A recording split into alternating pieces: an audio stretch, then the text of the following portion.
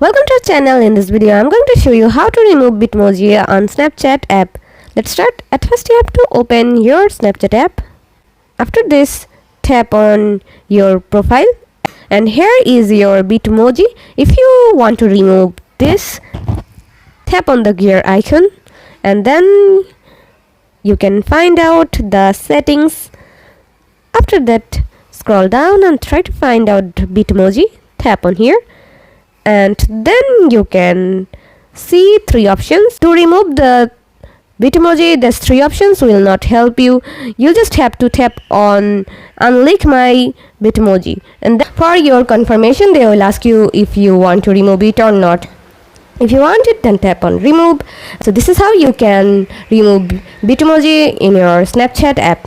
See how easy it is? We put lots of effort every day to videos to make your life better. If it helps, please subscribe and like. Until next time, bye bye.